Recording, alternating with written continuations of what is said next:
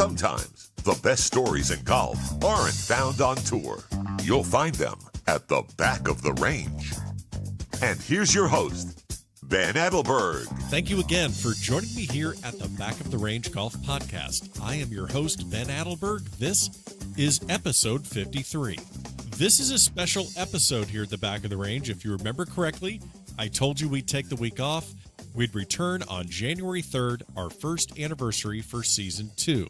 Well, we're still going to do all that, but you know, the cool thing about calling the shots here at the Back of the Range is that I can post an episode whenever I feel like it. And this is an important one, and it's time sensitive, so we're going to get into the episode right away. But before we do, just a couple reminders. If you enjoyed Season 1 and are getting ready for Season 2 just like I am, go subscribe in Apple Podcasts. That'll guarantee that you're notified when our newest episodes drop. And keep leaving reviews in Apple Podcast and keep tweeting, sharing, and reposting our content. Let's get these great stories from the game of golf out to as many people as possible. This week's guest on this special episode of The Back of the Range is Steve LeBrun from West Palm Beach, Florida. Now, if you aren't too familiar with the mini tour circuit here in South Florida, you might not know who Steve is. He's a 40-year-old journeyman pro that has had limited success on the web.com and the PGA Tour. He spent one season in the sun in 2013, and his best finish was a T15 at the John Deere Classic. He's battled through shoulder surgeries, back injuries, the loss of sponsorships, you name it. Steve has seen it and been through it all during his long road back to the PGA Tour. The reason we are releasing this episode this week is because Steve is getting ready to head back out onto the web.com tour. With his back against the wall, after 3 average rounds in the Web Finals this year, Steve qualified on the number with a final round 62. Steve told the entire story of that round and what it means for him, his family, and his prospects as a professional chasing his way back to the tour.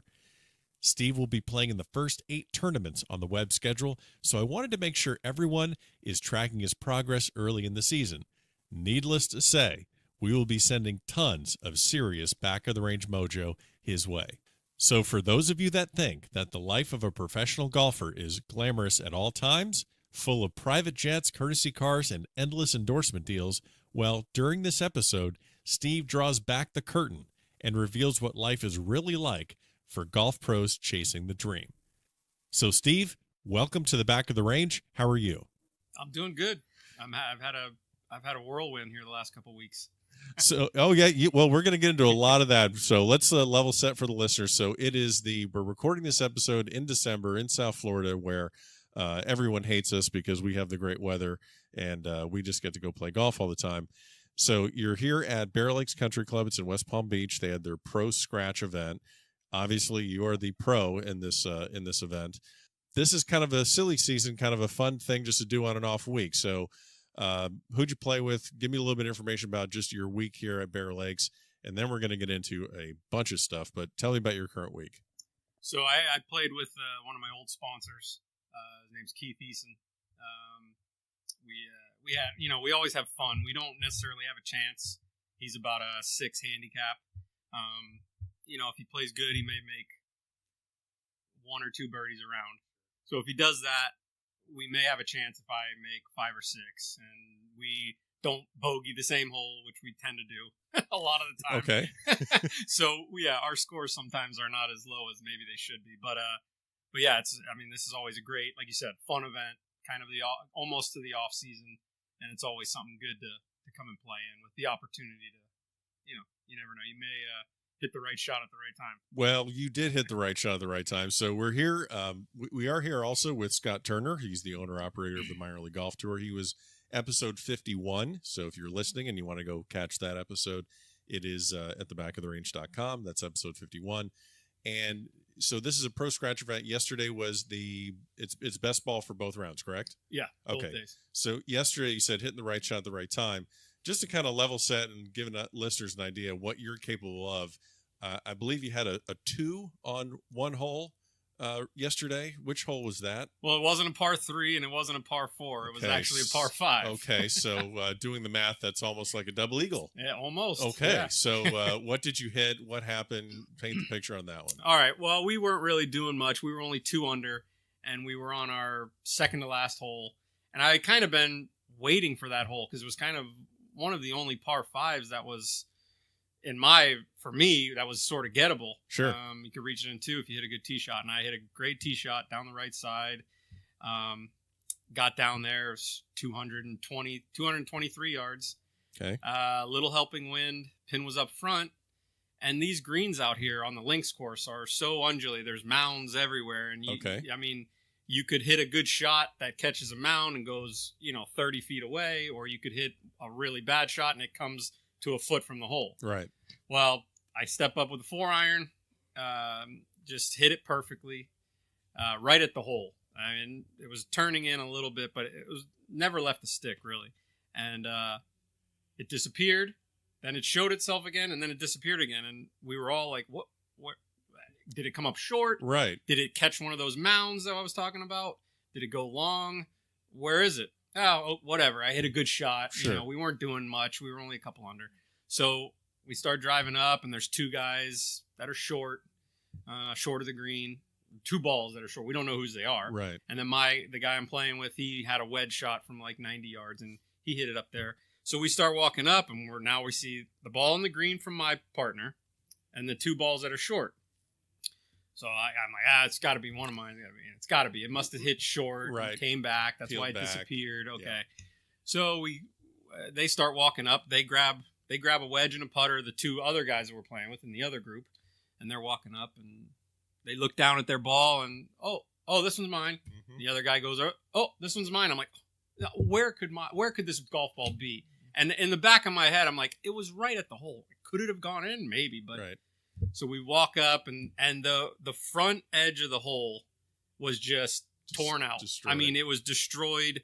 There was you could see it when we were about just to the front of the green.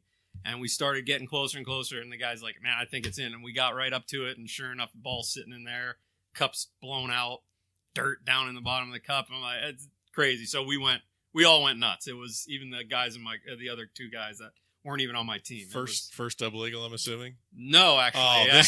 this guy. No, this guy. I know. This guy here. Well, it's funny. Minor league tour. We were playing a 3-day event at Abacoa. I think it was in the second round. And the 17th hole there, it's a driver and a hybrid if it's downwind, and it was downwind. Okay. And I hit it perfect, and I ended up shooting. I think I shot like 63 that day. Yeah, well, who doesn't? Anyway. Well, usually you do that stuff when you're not playing that good, like I did yesterday. It doesn't always happen when you're playing really good. Okay, so if you're listening, this guy can play. We've established that. Just check that off the podcast 101 list. As you said, you've had a crazy few weeks. So you've had status on the PGA Tour. You've had status on the web. You're 40 years old. You have been around for years. You've played a lot on the minor league tour as a buffer to when you're going to go to Q school. So it's in between of it's your professional career. It's what you're trying to do to accomplish. We're going to talk a little bit about the past, but I really want to hit on what you've done in the last several weeks. As anyone that follows golf knows, web.com Tour Q School Finals were just in Arizona. If anyone followed that, you see the absolutely insane scores that were shot out there. I think the winning score was about 25 or 26 under. Yeah, and that's 26. And that's 4 rounds of golf. Yeah. So you get through first stage, second stage, you're at finals. You shoot 68, 69, 71. That's where you're standing after 3 rounds. You're well outside the cut. You have to get 45 guys advance. 40 now. 40, I'm sorry. They lowered it. Okay, so 40 guys, yeah, because, why make it easier? So 40 guys will advance, and there's different tiers. The medalists will get full access to the tour. Then you go down a list, and they'll get access to such and such many events. The bottom tier is guaranteed at the first 8 events for the web. You're at 68, 69, 71. You're back. Can you walk me through from that point to when you tee it up for your final round? Yes. It was funny. On the third round, I just could not get anything going. And I actually made about an 8-footer for bogey on the last hole. To shoot 71. And I said to my caddy, I said, that was a big putt. I needed that one to stay under par for the day. And I knew, we knew what the number was after the first 2 days. Everybody had played each course once. Right. The number was at 9. Anybody that follows tour golf knows usually you can double whatever that number is, and that's probably pretty close to what it's going to be at the end of the week. So what you're saying is that you looked at the entire field and the cut number was on 9. Yeah. So you're thinking to yourself, if I'm going to make the cut, I need to shoot 18 under for 4 rounds. Yes. And at that point, you were at 8 under. 8 under. Okay. Yeah. So I said that was a big putt. Right. And, you go through, the life of a professional golfer is difficult anyways, but I'm out there by myself. My caddy does his own thing. I do my thing. So we had, a lot of hours from when I finished that last hole till the next morning when it was time to tee off again. And you have to figure out what the heck to do to not think about it too much, but think about it enough. Right. So you can kind of know what you need to do. I thought 9 under for that last day would be good enough. Right. It ended up being 10. But what happens is most times when you say, oh, I got to shoot 9, 10 under on the last day, you don't even sniff it. Right. So I've done a lot of work in my mental game and everything over the last 3-4 years to be ready for that position. Yes, I knew that was the number that probably needed to be shot, but I've gotten better at putting it out of the picture, just in the back and not think about it. I went and practiced a little bit. After the third round, I went and hit some balls, not many, putted a little bit, chipped because I didn't chip that good that third round. And then I said, okay, that's it. So my caddy walked to the car, put him in. All right, now what do I do now for the rest of the night when I know I was so far out of it that it wasn't as bad as if you would have been on the number. Right. Like if I would have been 14 and knew I only had, all I got to do is shoot, 4 or 5 under. Right. Sometimes that's worse. Sure, because you think, how could I not shoot 3 under? It's Everybody's, right there. Everybody's shooting 6, 7 under every day. How can you not shoot 3 or 4 under? So there was some of that involved. Right. And so I just kind of did my thing. I did my normal thing. Went back, showered, iced my shoulder, iced my back. I did all the stuff I normally would do. Went and had some dinner, talked to the family. Actually had a great sleep. Got up at 6 the next day, and okay, here it is. And I was probably the most calm I had been all week because like I said, I was so far out of it. Right. I knew what I needed to do, but come on. Who shoots 62 for their livelihood on the one day that you absolutely have to go shoot 62? Exactly. And I've been doing this long enough where, maybe I've done it every once in a while, but I've never had to shoot that kind of score. I had to shoot 67 that last day, and that was amazing, but 62... Do you ever, from when you signed for your card for the 71 to when you teed up 62, did it ever enter your mind what you were going to be doing next year if you didn't make that? Did you ever go down that rabbit hole of many times? Okay. But this is one of the things with my my mental work that I'm working with a new therapist. Who are you working with? His name's John Denny. Okay. Guy has turned my whole mental game around. Okay. He's worked with Lexi Thompson. He's worked with a number of people. Sure. Okay. There's a new thing once you start thinking of the bad thing, which is, what if I don't shoot 62? Oh my God, what am I going to do? Right. I quickly get it out. With good thoughts of happiness, or I'm a spiritual man. For me, it's God is with me. God is with me. Whatever it needs to be for some people, for me, that's what it is. And then it goes away, fades away until the next time it comes back. And you say, oh my God, if I don't shoot 62 tomorrow, what am I going to like? I'm in trouble because this, to be honest, this was pretty close to maybe being the last try. I got a lot of debt, a lot of things going on. Sure. It was pretty close to maybe being the last ditch effort here. Okay. So it was hard to keep throwing that stuff back into the back burner every time it would come through my head. But with this new way of thinking, it worked. It worked. And when you're out there, so you birdied your final 5 holes, birdied 6 out of your last 8. So that's 6 under. You shot 10. You really didn't have a whole lot going on the front. So I guess, again, this isn't like you came out of the chute super hot where you say, hey, I got it. Every hole that you're making a par. It's just getting further and further par, away. Right, every par. When did it click where, okay, I have something here? And then you also have no reason to protect what you have going, right? Right. Well, it was... right. I mean, you shoot 67, doesn't really mean much. No. 67 doesn't mean much. Nowadays, if I'd have shot 63, that doesn't mean much either. Even missing by a shot nowadays, it doesn't necessarily... Right. You might not see a start on the web, which is... I can't even believe it. But that's sort of the new way they have it set up. There's so many guys that are members of the tour. They just don't have enough spots to go around. Right. So I would say I made on 11, I made a putt that I putted in the practice round. I got there 3 days early or 4 days early, and I hit there was a lot of weird putts. It's not like playing here.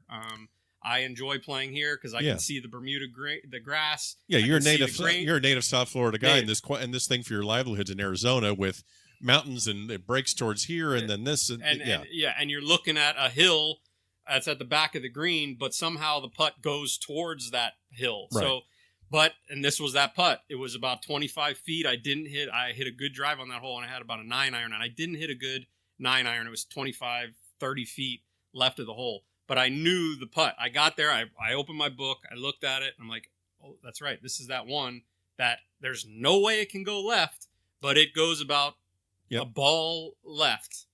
And I stood up to it, probably the most confident of any putt all week. And I poured it right in. And that was, if I was starting to get anxious, that just took it right down. It was like, okay. How awesome is that? What I just did on a hole and a pin placement that I knew they would use. There was no way I would have made the putt if that would have been my first time hitting it. And that's your birdie on 11, and then you go drive for 2 more holes. 2 more holes. I make an amazing up and down out of the bunker on the par 3. Okay. I mean, just hit not that good of a shot. Like again, like you said, there wasn't this like, I'm on fire today. I can't miss a shot. That was not the case at all. You basically backdoored to 62. You're exactly right. I made a bogey early. I made a bogey on the 4th hole of the day after two birdies. And then this, a lot of times it's a bogey for me. Sure. I hit a bad tee shot after I make the birdie that I need to make to get to 6 and now, or get to 5. And okay, I'm kind of close. Now I'm getting closer. This is... And then I hit this shot. And I'm like, oh, my gosh, you got to be kidding me. And I hit a great bunker shot and make a little downhill 5-footer for par. And I was like, okay, that was big. Right. But I'm running out of time. Sure. The next hole is a really short par 4. I bomb a drive. I have 45 yards left. I don't get that up and down. Now I'm like, well, I needed that one. That's the one. Right. But... my dad said this to me at first stage this year. He caddied for me. My brother and him kind of went off and on caddying for me at first stage this year because I had a back issue right before. So they were like, we want to come out and help you. You don't need to be pushing your push cart with you. Right. Or whatever. Okay. But he said, I've never seen you so calm when you're not playing that good. And there was something in me at first stage. I mean, I was so far out of it at first stage, it wasn't even, there was no chance. And he goes, you never looked anxious or worried that something wasn't going to start happening. And I felt exactly that way when those 5 holes started. It's just the way things are going for me right now, and I'm going to ride it for as long as I can. You absolutely have to. So before we get into what you getting through, you made it on the number. You shoot 62. Yeah. You've shot low scores like this your entire career. Are you relieved at that point? Are you excited? Are you celebrating? Because literally, you didn't win anything. I mean, you won a card. You won the ability to go chase it on the web for guaranteed first date events. Yeah. But I know that your first date events that you're playing in, it's not right around the corner. You're going, you're going to, let's see, Bahamas, Panama, Colombia, Mexico, Louisiana, Savannah, Mississippi. Yeah. So you get it on your card. Are you excited? What's your emotion there? Well, I was super excited after that happened. The thoughts of those things didn't start until literally I got home and people started texting me, have you booked yet for Bahamas? Have you booked your flight yet? Right. I'm like, it's a day. I just got home. I take the red eye home to get back so I can play a pro-am at Medalist the next morning.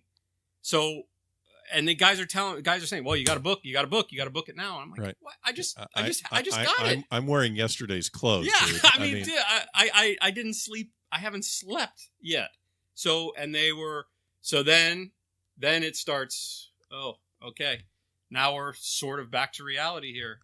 Okay. I got to book this stuff. I know it's going to be a fortune.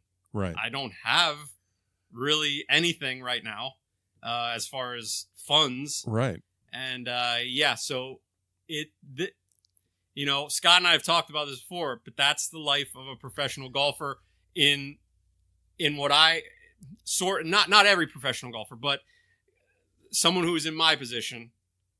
That's what we deal with. There's these ups.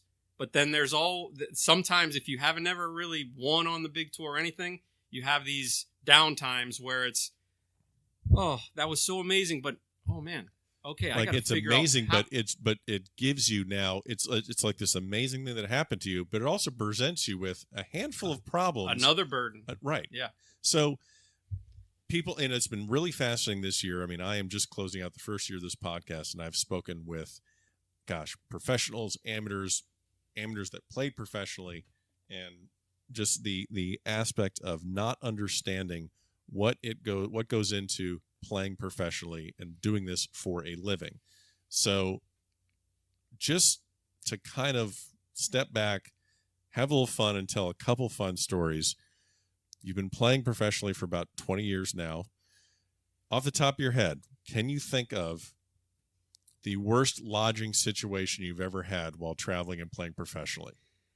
Did you hear about this somehow or something for that question to come up? Because Steve, it wasn't that long ago. Steve, I'm a professional golf podcaster with at least 1 year experience, and I bought these microphones at Radio Shack before they went out of business. I know what the hell I'm doing, Steve.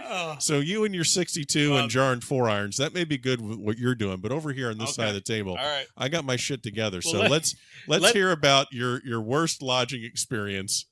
I think I'm going to surprise you because maybe if you have heard something, I don't think you heard this. I have not heard this story, but something told me I should ask this question. 2 years ago, I was 2016, I was conditional on web. Okay. I had finished 88th on the money list the year before, so that gave me partial, status. So I was getting into everything. If I got into something, it was last minute. Okay. I got into the Bahamas event. Last minute, like literally 3 days before the event, fly down there, didn't play good. Then about 2 months later, they had the event in the Dominican, which is now a PGA Tour event on the same golf course. Yep. And I had been there the year before, so I knew, but I got in literally same thing. I was playing a minor league event down at Emerald Hills, and I'm on the golf course, and I get a call. I was probably on the 9th hole. Oh, you're second alternate. Oh, okay. All right, great. I finished the round. I have another voice. Your first alternate. Oh, geez. Okay, so now I got to figure out how the heck am I going to get down there? Fort Lauderdale, this is Monday. Fort Lauderdale, Florida on Monday, trying to get down to play the following weekend in the Dominican Republic. Yeah. No, of course, nothing booked because you're not going. There's no way I'm going. First off, I'm not going to get in. Right. Not this many guys. I was 20th alternate like 3 days before. Right. So no, you're not going to start booking stuff. Well, I get in the car after I listened to the voicemail. I think we had a playoff. I had a playoff with Jimmy Lytle. And I won the playoff, but then I get in the car, start driving. Here comes the call. You're in. Okay, great. Oh, this is great. You know, I want to. I need to play. I'll make it work. I'll get down there. So yes, please count me in to play. And then there's that. You know, there's that excitement for literally. It was like a minute, and then it was. Oh gosh, how am I going to pay for this? All right, I got to call my wife. You know, I guess we had just had we just had our third? Yeah, we may have just had our third kid, and she's dealing with her, and all this stuff, whatever. No, she was pregnant with her. Now that I'm thinking of the time, so she was pregnant with our third child, and so I get on the phone with her. Okay, I got to figure out how to get there. So I call PGA Tour Travel. They get me a flight, and they're like, "There's no rooms left at the host hotel. There's no rooms left at the other host hotel. There's nothing. There's you can stay for one night. I think it was I could stay Wednesday night at the host hotel, but then there was no rooms for Thursday, Friday. Then there was one room for Saturday, and those were $350 a night, by the way. Okay. So I said, well, I guess let me get those first, and also secure those for me, and then when I get down there, when I get to the Dominican Republic, I will figure out where I'm going to stay. I mean, this sounds like a great idea. I mean, there's no. I don't know. There's nothing. Who hasn't said? Yeah. Nothing can go wrong. No. Who hasn't said? As soon as I find myself in a foreign country, I'll find a place to stay. Unbelievable. So okay. The one person at Tour Travel said, "Listen, you go to the front desk at the host hotel. I know they have these apartments off site that they're also using. Right. And maybe one of those you can get in. So keep the room for Wednesday and Saturday. But if one of these is available, you do it." So I fly Tuesday morning to Dominican. Sure. Well, that was maybe afternoon. I get in. I go to the hotel. No, we don't have any rooms here. You know, you have a room I know for Wednesday. We do have a place. I mean, this took forever. I'm saying how fast it went. Yeah, well, I was standing there for an hour while they tried to find something for me. Right. And they're like, okay, we have an apartment that you can have for the whole week. And I'm like, oh, great. So cancel me for Wednesday. Cancel me for Saturday. I'll stay there. Okay, we're going to shuttle. We can shuttle you over there. This whole thing. Okay, how does the courtesy cars, do they pick you, or there's shuttle service. There's shuttle service that takes you from the host hotel to the golf course. Right. Will they come and pick me up? How will I get from that apartment to the hotel that does pick? Well, I don't know. I don't know how you're going to, you'll have to figure that out. I'm like, oh, okay. I mean, I've done this for a long time. I was freaked out. There's always a way. There's always a way. Yeah, I was freaked out, but I got it. I'll figure it out. Okay. Well, so they get me there, and now tell me that there's a donkey involved where you're riding him. Is there a burro? There are animals. Okay. There are animals. I can't wait to hear this. Go ahead. So I get to this place. Now, the guy says, if you want to go to the golf course, I can take you right now. I said, okay, I just want to go putt for a little bit. It's Tuesday. Tournament starts Thursday. Whatever. Sure. So I go, I get back. I go to sleep. I wake up in the next morning. It's Wednesday. I'm going to go play a practice round. I get a call while I'm playing the practice round.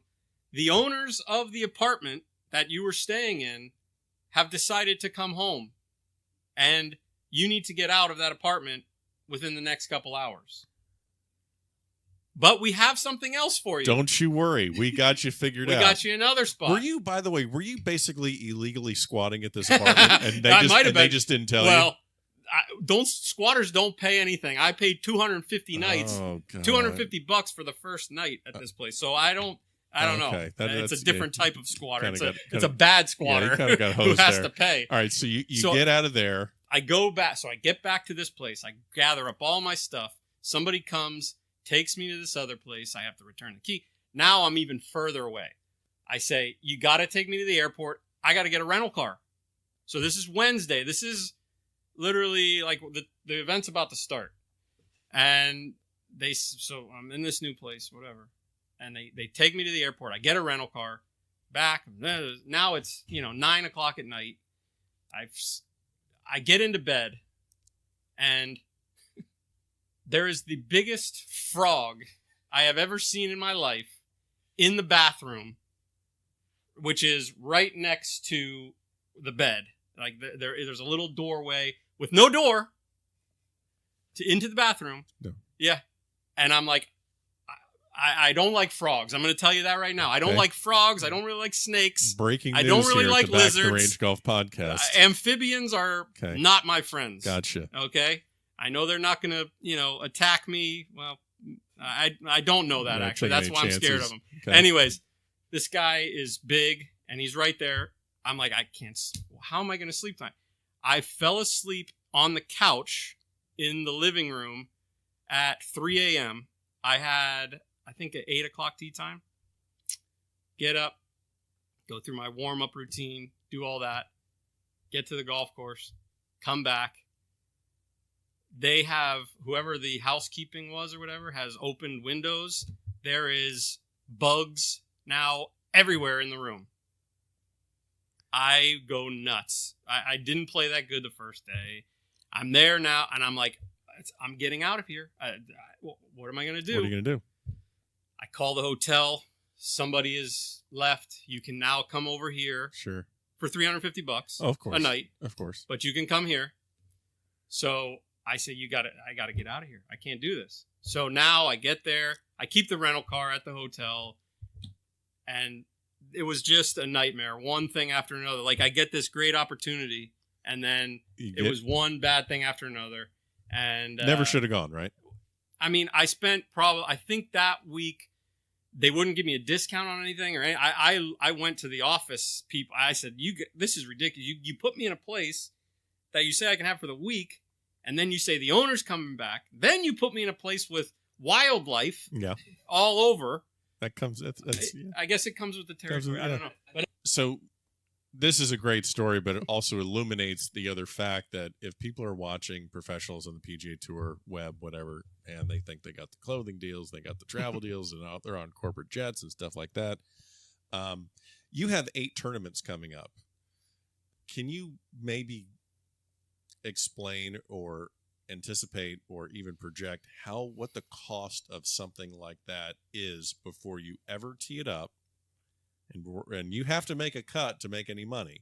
Mm-hmm. So for people that think, man, this guy just shot 62, this is fantastic, he's going to be on the web, he's one step closer to the PGA Tour.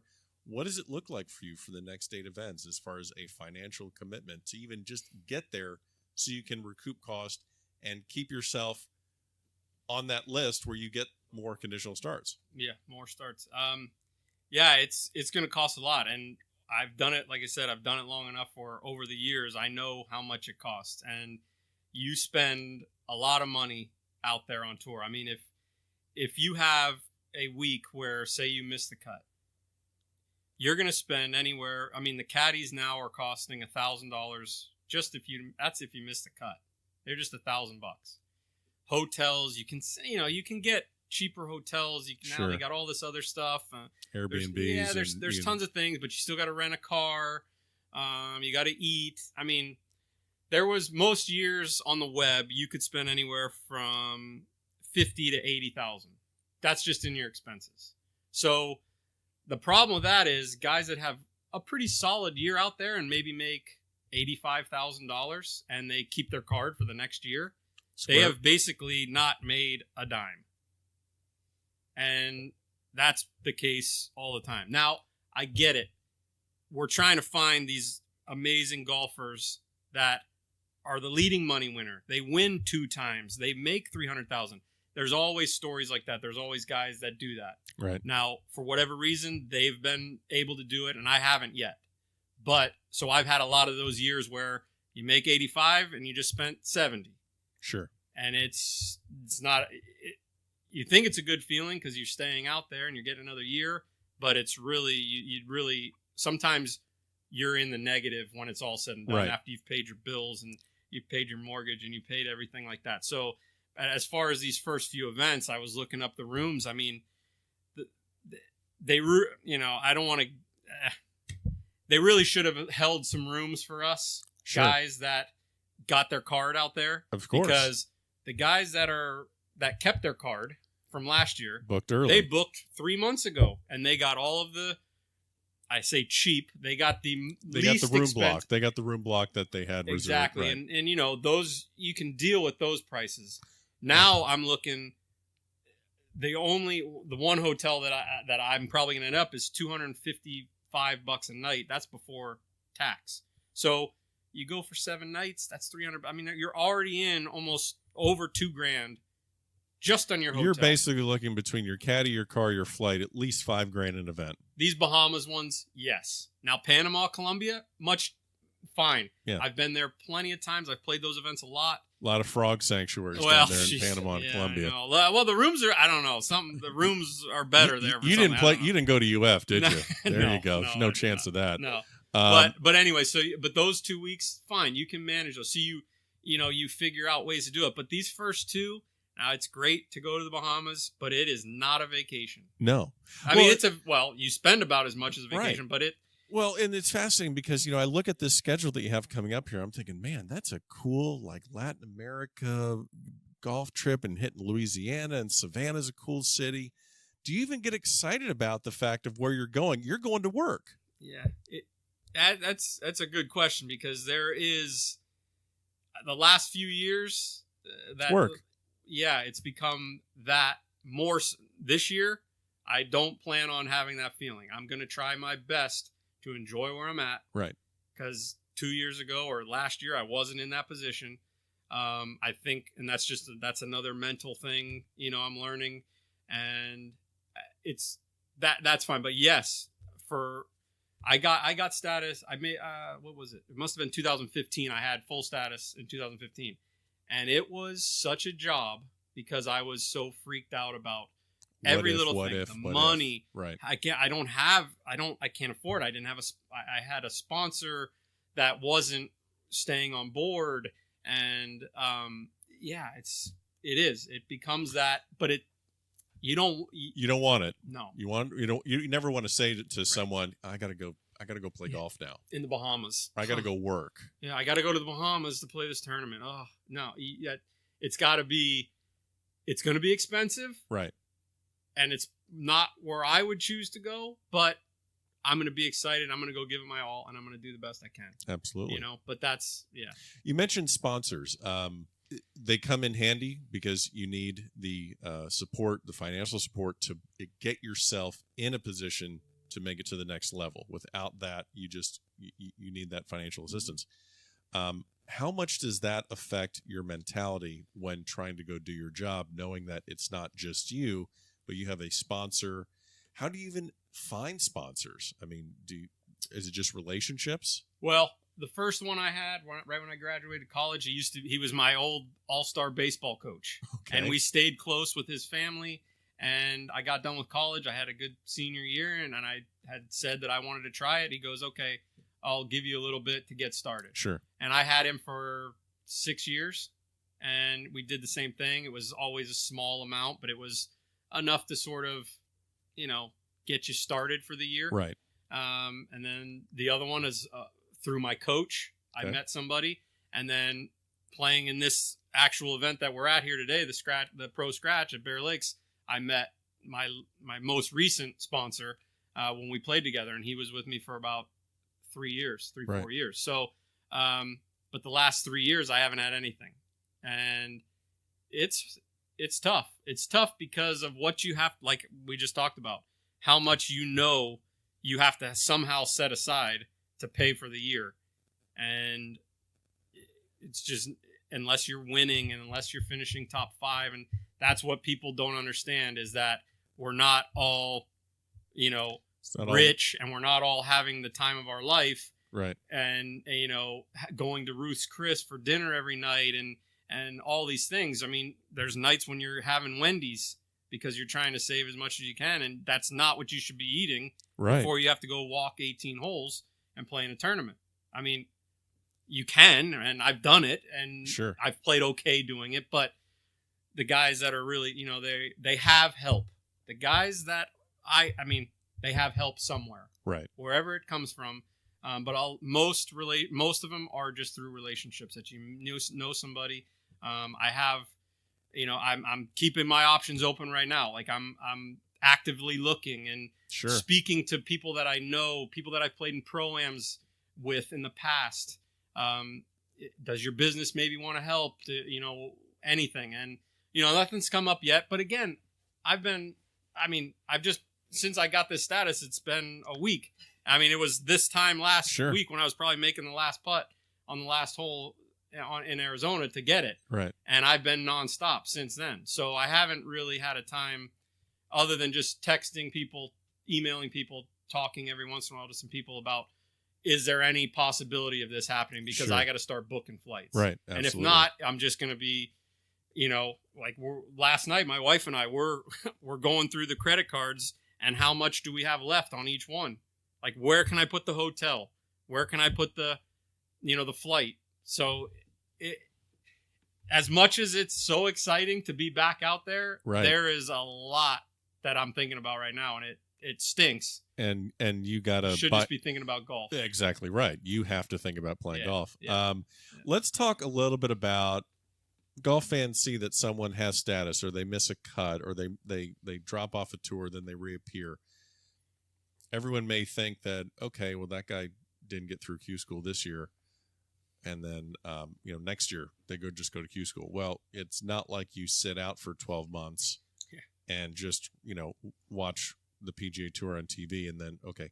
So we're going to speak about how important it is for the minor league golf tour, especially being here in South Florida. You're a South Florida guy. How do you approach playing the minor league golf tour? Is it, again, an extension of, well, this is a job, I got to go play this Tuesday event at Abacoa? Are you mentally working on things? Is it part of your explain to me what your thought process is playing the minor league golf tour? Well, it is definitely a job. Right. This is my job. It's professional golf. Right. And whenever I can play, I try to play. Gotcha. It's just like any other job. Now, there's days when I won't play because I feel like I need to go work on something. Gotcha. So I go practice. And as far as, like you said, the guys that don't make it through Q school, and what are you doing all year until the next time there's Q school? Yeah, we are. You're playing we are you grinding and trying to figure out a way to pay the next bill, to get your game to a place where when that next year comes around, you are ready, and there is nothing that's going to hold you back from getting through. And I mean, I've said it to Scott many times, and that's where that minor league tour, it has just been, for me, it's been a godsend, because I don't know if I would have been able to keep going for as long as I have without it. Because right, you mentioned that earlier this year you won one of their Q School Series events, which paid for your Q School entry fee. Right. So if you have to go back and think about that event right there, that event probably is just as important as your 62 in the web final. Oh, for sure, because that's $5,000 that has to be put on a credit card to pay for a chance at Q School.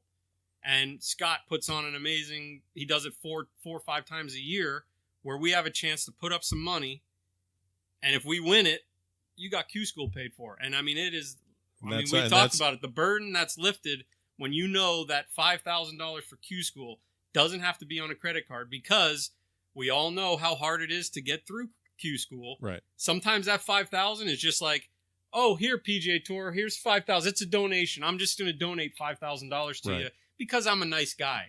That's basically what I've done a lot of years. I may make it through first, or but then miss it second. And even if, I make it through first and second, then go to finals and maybe don't play as good, it's the same thing. Sure. So it's huge. It's huge to have those for myself and for other guys that are in the same boat. Right. I mean, you don't see it very often. There's nowhere else. I'm sure there's tours that have this kind of thing, but this one's been amazing for me, like I said.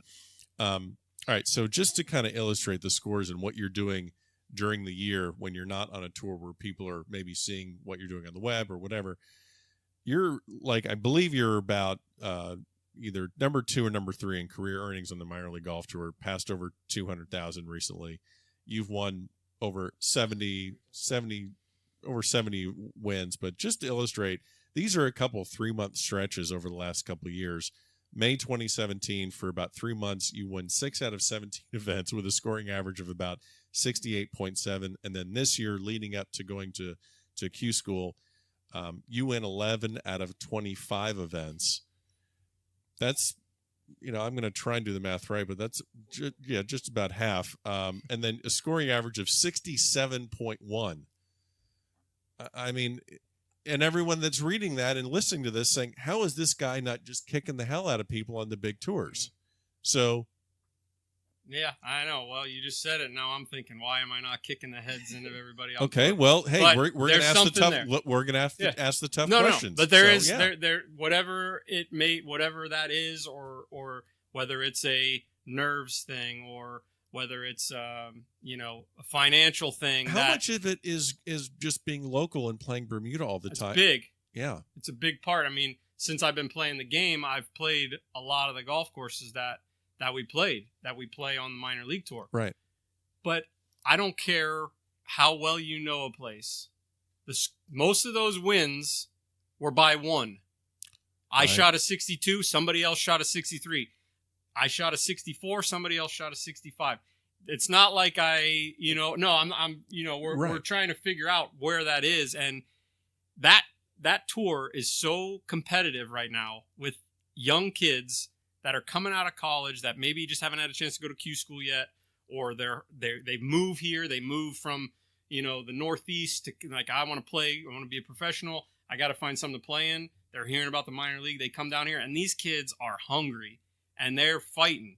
And yes, I have an advantage on some of these golf courses, but I still feel the same nerves when I step up on the 17th hole and I have a one-shot lead, and I know, so-and-so, new young guy out of college is on 18 with, probably going to have a chance for birdie. So I'm probably going to be tied. And I know that there's a big difference between first and second. If I'm first is $800, second might be $500 or $450. What's the biggest thing that you saw this year at Webb Q School Finals that is different than what you've seen in maybe 5 years ago or 10 years ago? The scoring, that's kind of an anomaly because you don't normally see people winning at 26 under. They're great players, but maybe the course conditions, yardage, things like that. Or is there something that you're seeing different this year that you just maybe didn't see 5 or 10 years ago? Yeah, I mean, the kids now have no fear. Okay. I played with a kid in the first round, the first 2 rounds at finals. He's still in college. I'm going to butcher his name. Braden Thornberry. I think he goes to Ole Miss. He just turned pro. Did he turn pro? Okay, because he was saying he wasn't going to turn pro unless he... Okay, so he turned pro. He won the NCAA individual championship, I believe, 2 years ago. Right, okay. So this kid just freewheeled it the whole time. Great game, but it didn't look like he had a care in the world. And that's the difference between someone, not just me, but someone my age who has had the heartaches and the close calls. Young guys, they don't have that. And it's different now because how they're grooming them. When I was in college, we didn't get groomed to go be professional like these guys are now. I mean, I graduated in 2000. I don't remember what year all this started, but these kids are coming out and it's like they've been on tour for 4 years already because they were groomed at college, playing amazing golf tournaments, traveling all over the place, playing against other amazing players, playing the best golf courses. I mean, we used to play Muni courses for tournaments when I was in college. Right. I mean, it's not even that if there's anything, that's the biggest difference. Whereas these guys, they show up now and they could care less who I am, who anybody is. They go and they do their thing. And this kid, I mean, he shot 10 under the first day, and then he ended up not making it. That's where what I've done. I know that it's a long race at Q School. Right. It's not just that one round. So I knew, like, even after I kind of went down a little bit, whatever it was, 68, 69, and 71, there's always a chance. And it's a long race, and Even the year I got on the PGA Tour, I mean, I was leading after the first day. It was the last PGA Tour Q School, and I shot 63 or 4 the first day, and I was in the lead, 6 rounds back then to get your PGA Tour card, and I had come close a couple times, but never really. And I did an interview right after, and the guy's like, "Well, you got to feel great that you're in." I said, "It's a long race. I got a long way to go. I'm just going to try to keep doing what I can do." And, I ended up finishing second that year. So, and getting PGA Tour card. So there's that. The question was, what's different? These guys are so groomed and ready that they. So it's maybe not so much about equipment or how far they hit it. It's more you think it's because they all hit it far. Everyone hits it far. No, so it's all mentality where they're like, oh yeah, we're just gonna go play golf. Exactly. We're just playing golf. Oh, it's just this course. Oh, geez, we played Riviera this year for something, or we played Kiowa Island, or we went to Hawaii and played, and we're like, oh, okay. And then so this course that they played on, that we played Q School on, I mean, they're not scared of it at all. That there was some holes that I was scared of in the practice. I'm like, man, I got to really think about this hole because you could make a big number here, and it hurts them sometimes. Sure, but it also, they have this way about them, and I've learned to overcome those holes that you're scared of. You either play them safe or you just figure out a way to get it in play or whatever. But yeah, there's no real fear in these guys, and that's one reason why the scores are so low. But the golf courses. Boy, I love the lodging story with the reptiles and so I have to ask another similar question because when we had Scott Turner on the episode, the infamous trail mix story where he went up to Kinderloo at Valdosta and brought a buddy up and gave him $200 for the week and said, hey, I'll cover your food, but they basically ate trail mix for an entire week. So can you tell me the worst food story you may have had where whether it's just nothing's open and you're just eating gas station burritos or I wouldn't eat. Yeah. So can you think about a situation like that? Wow. Way too many probably. Yeah, well, maybe, but I don't know. I like to eat, so I plan my meals pretty well for the day.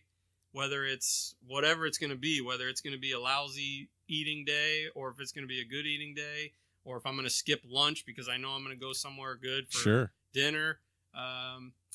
But I've seen lots of Mexico guys get sick every year, and I don't know why they do it. There is great food at the host hotel.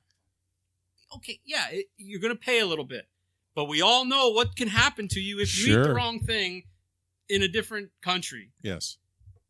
Every year, there's always half the field goes to this taco stand that's right outside the hotel, and more than half of them get sick right at the beginning of the week.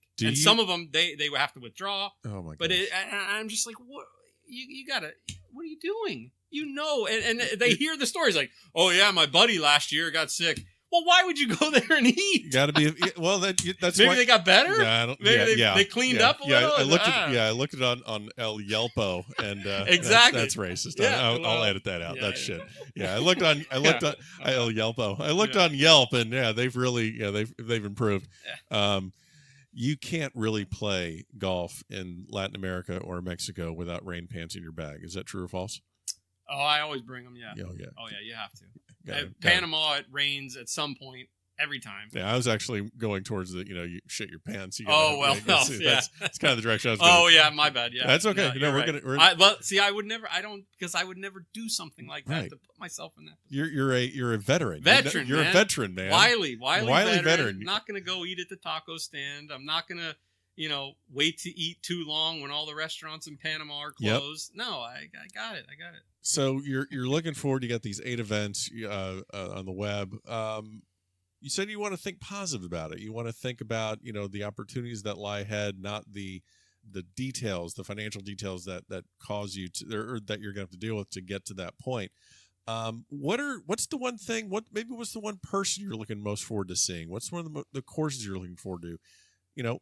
What's something that's really got your eye? Like, man, I can't wait to get there. I can't wait to get to Panama. Okay. I've played good Why there. Panama? Because I've played the Okay. golf course. It's like playing here. Okay. It's windy as heck. Okay. The only difference is there's some hills, but it's so windy. The greens are hard as a rock. They're firm. It's Bermuda grass. Yep. I can see every single putt, and I've played good there a lot of times. I've been down there probably 7-8 times. Okay. And I've had, 4 or 5 top 10s down there. Great. So I like that golf course. It's not the best place to go as far as everything because you stay 45 minutes away. You got to take the shuttle in every day back Sure. and forth. So as far as that, but as far as course that I'm ready to play again, I can't wait for that. I can't wait to go to Louisiana because there's 2 of my favorite places to eat. Yep, I know exactly where you're going with that. There's a Mexican place that has the best enchiladas ever. Okay. I go there, at least twice. What's the name of that place? El Torrio. All right, so we're going to put the links to these restaurants in the show notes of this podcast because I want them to know that you're coming, not to play golf as much, but mainly just to eat food. So you've made this amazing run the last several weeks. It obviously did not start a couple weeks ago. You have great people behind you that you're working with. You've mentioned your mental coach. You have not mentioned your swing coach. So who are you working with? Tell me about what you've done recently. I've worked with Jeff Leishman. He's at the Dye Preserve. Yeah. I've worked with him I may be one of the longest guys that he's worked with. We started in 2009. I just squeaked through first stage in 2009, and I wasn't working with anybody. And I had heard about Jeff. He was working with some guys that I knew, and I called him and I said, I got through first, but it was I need something, and I just missed it second, but that year. But we did so much right off the bat, and it was little things. He's always been someone who works with what you have. He never tried to change my swing like some of the other guys I had gone to see. Right. And he's so smart. He reads everything. He has knowledge about everything that comes up with golf. Okay. Swings, TrackMan. I don't care about TrackMan, but he knows how to read the numbers and look at all that stuff. And he's just brilliant. Yep. And he changed my life because I was never going to be on the PGA Tour without him. There's no way I would have ever got to the PGA Tour without him. So definitely, and like I said, I've been with him since 2009. We see each other. There's not much to work on. Not that I'm saying, but I know. I've worked with him for so long. I know when I'm doing something wrong, right, and I know how to fix it. Okay, it's because of him. Right. Now, if it's, I always see him right before something big. Like I saw him before first stage. I saw him before finals. So you're more. So you're more checkups. You're not a lot tune-ups. Exactly. Tune-ups and checkups. Okay. Exactly. You're not, but for the beginning, I was seeing him a lot. Like when we first started working, we were working a lot. He comes out to the events a lot. Like when I was on tour, he spent the whole week with me at Hilton Head, and I was leading after the first 2 days and had the best finish I had out there on the PGA Tour with him out there all week. And it was just there's just a comfort when you have somebody who you trust out there with you, watching your every step before the rounds, after the rounds, during the rounds. Sure. And seeing, and building on that stuff. So, he's been amazing.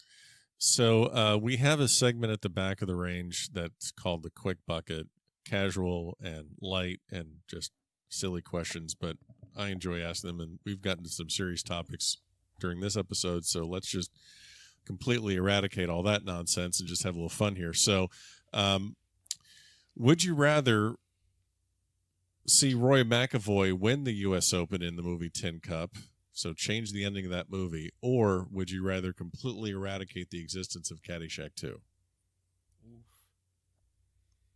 You got to get rid of Caddyshack 2. Love it. Yeah. Would you rather play a golf tournament without tees or without wedges? Without wedges. Really? I got a lot of shots, man. Okay. I got a lot of shots. See, that's the veteran answer because everyone. How am I going to hit off the tee? Everyone is getting bang in there. You break your driver. A lot of people are getting rid of the tees and just hitting 2 irons. They can't live without their wedges. No, I got lots of shots. Okay, let's see here. Would you rather win a PGA Championship or play on 2 losing Ryder Cup teams? I'd rather win a PGA Championship. Okay. Yes. Jack Nicklaus won the Masters in 1986. We are sitting at Bear Lakes Country Club. I feel that we probably know where this answer is going to go, but Jack Nicklaus won the Masters in 1986. Compare that to a victory of Tiger Woods winning his 5th green jacket. Which would be the more substantial victory? Oh, Jack's. Okay. I mean, I remember as a kid watching that, and you remember how the Masters used to be. Of course. You didn't have internet. Nope. There was no internet. No front nine. You waited all day long for that coverage to start. And when that music started playing and they'd start showing the highlights, so-and-so's making a charge.